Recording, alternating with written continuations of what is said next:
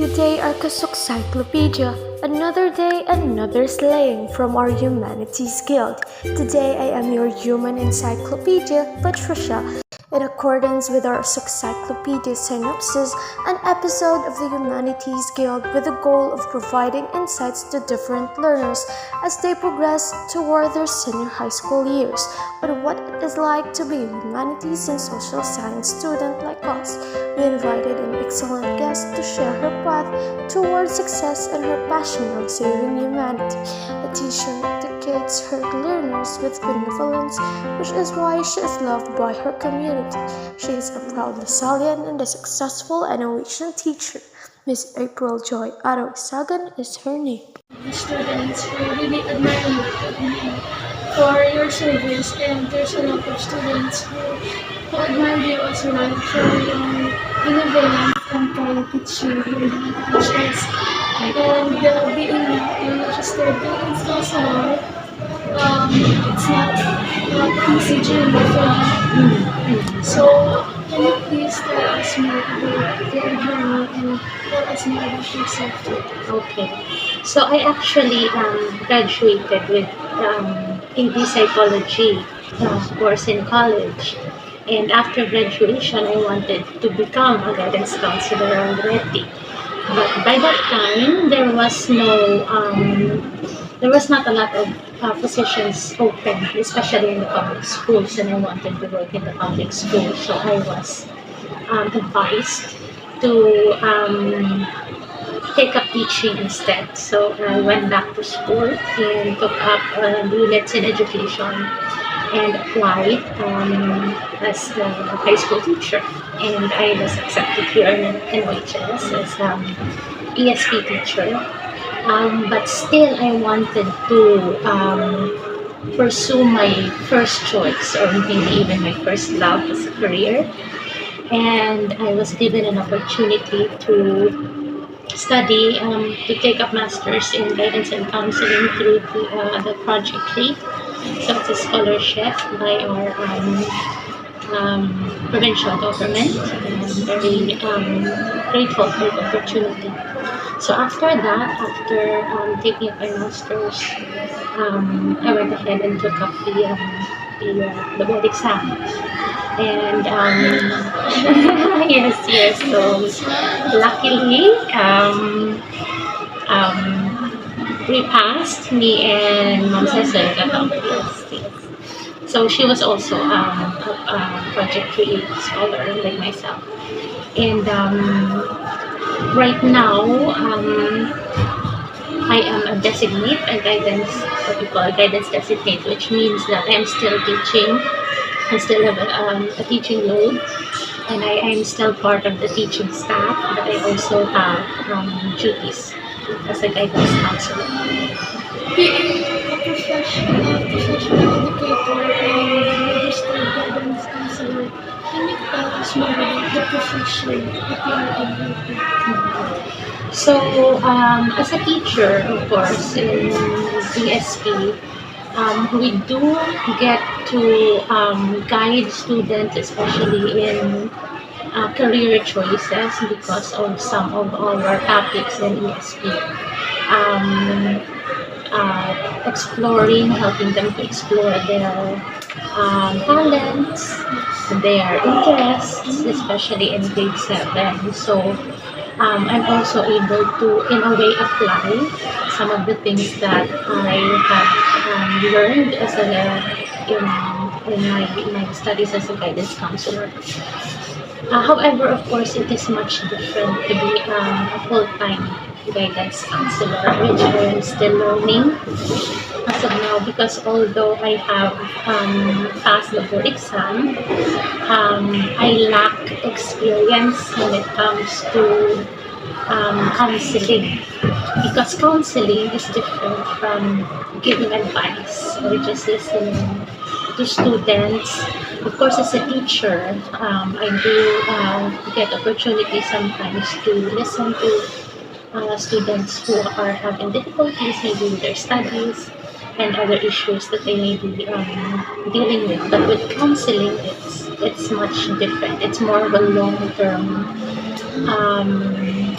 in a way helping relationship, and it's really more one-on-one, and it's different because again with teaching you are not really focused on individual students as much.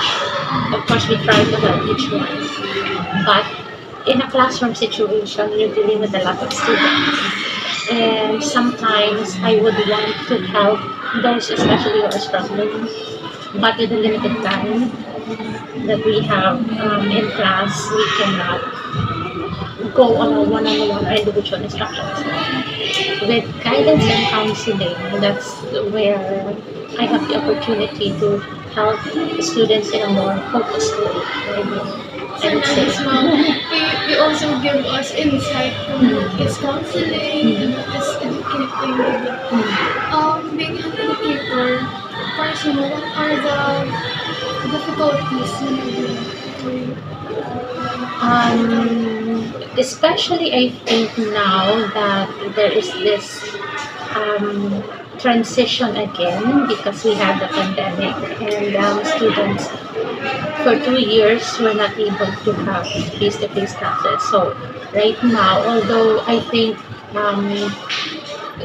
students have had time to adjust, but I think it is still a bit of a challenge now to really get the students' attention in class. I think because they have had time away from school, time to focus on other things, that perhaps the, the self-discipline of studying is something that they are still getting used to again. But I think as we go along this school year, it will be easier. It's just a matter of patience, probably on our part, and a little bit of understanding maybe where the students are also coming from, the challenges that they are also facing. Maybe trying to get back again into that mindset of face-to-face class. Thank you, Mom. Is there a message that you want to tell us to inspire us to be successful like you? Oh. I think first of all, you really have to know yourself because society and other people will have their own ideas of what it means to be successful. Some may be in terms of how much money you make, some may be in terms of how famous you are, especially now with the social media and influencer culture, but you really have to know for yourself what you mean by success because it might not be what other people would paint it for you. Maybe it is something to do more with how fulfilled you are. For me, it's more like that because if I wanted to really earn a lot of money, I would not be in this profession. During my college, one of our professors said, if you wanted to be rich, don't be a teacher.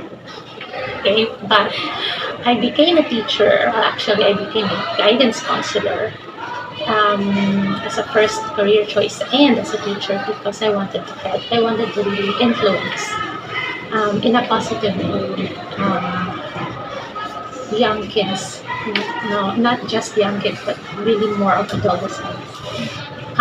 Because that's what I got when I was in high school. I was also struggling, and people helped me. And because of that, I was inspired. Yes, I was inspired to do the same for others, especially high school students, because I think this is the time when adolescents encounter more complications in life, maybe a little bit more responsibilities. And sometimes this is also a time where we struggle because we are not yet equipped with all the coping mechanisms that experience would bring to us. And sometimes I think adults forget that.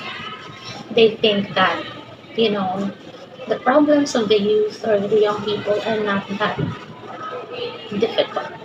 And we forget that young people are not used yet to dealing with problems. They don't yet know or have the coping mechanisms that adults have developed through experience. So being patient with young people, I think, is in a way my calling.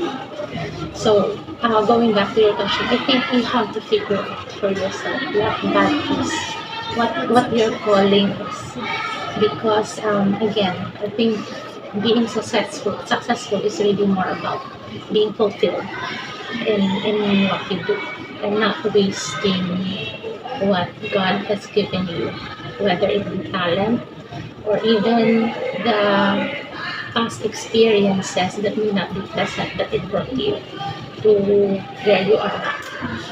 Thank you. Hmm. Thank you.